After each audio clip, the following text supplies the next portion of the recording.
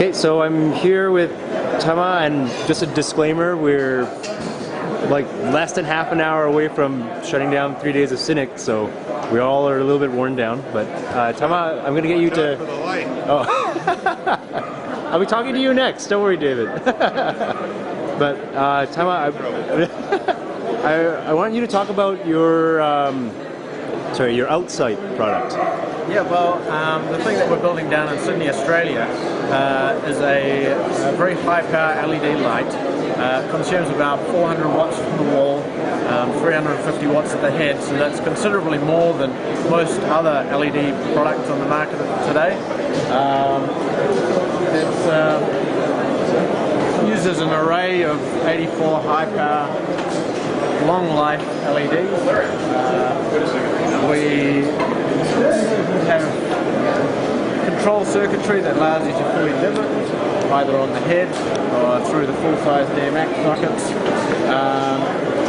You can also dim it using a remote control.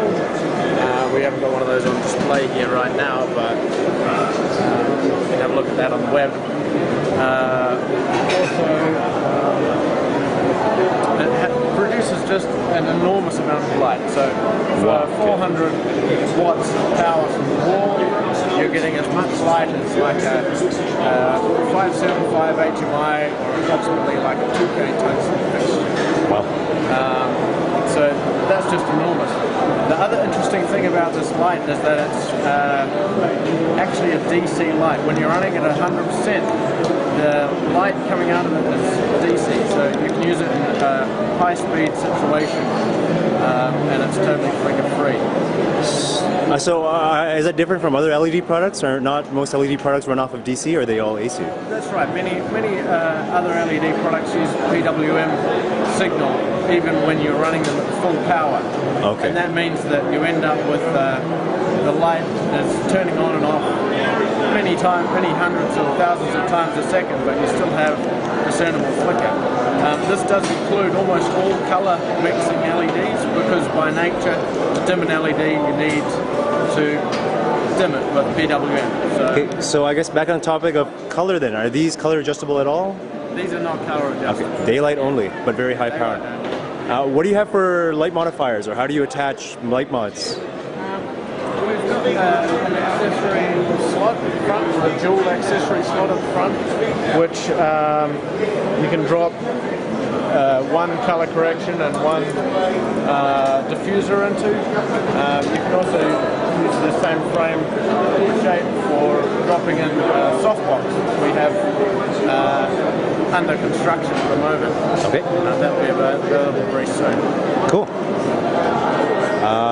Oh yeah, and then I guess it's just a rough idea of total weight. I guess it's a separate ballast or a separate power supply. Is that what that is? Yeah, well, the interesting thing is that the light itself is consuming DC power, so it takes 24 to 32 volts in.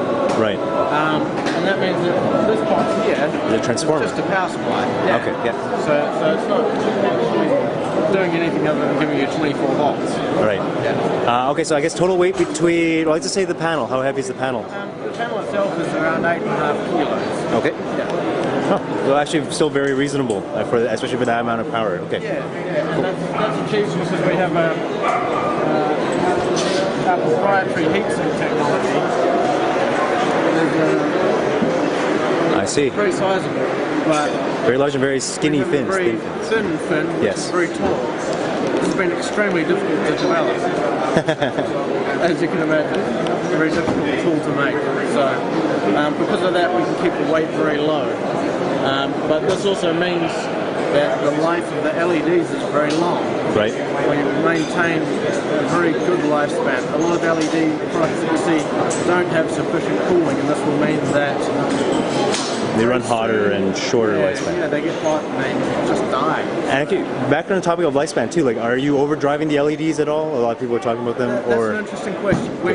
Because we really want people to get the most lifespan out of the product, we underdrive our LEDs. We're using a 5 watt LED, LED rated to 5 watts, and we're running them at around 4.5 watts. Okay.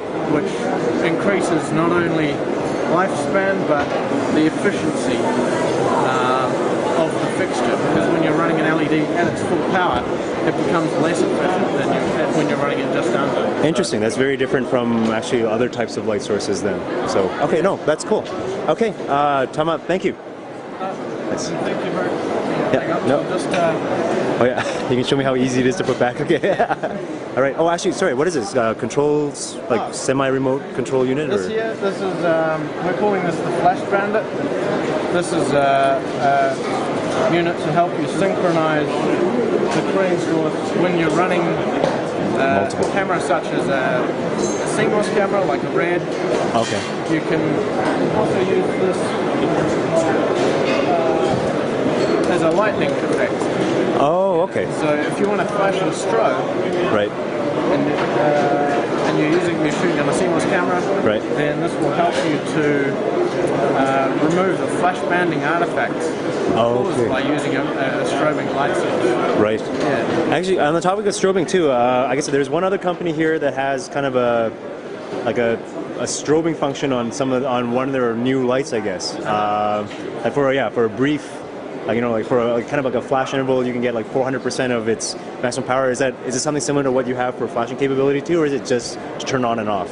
Yeah, no, this is just to turn on and off. Okay. This is so that you can actually use it as a nice soft lightning source from quite a long way away, and you get still a good punchy amount of bill.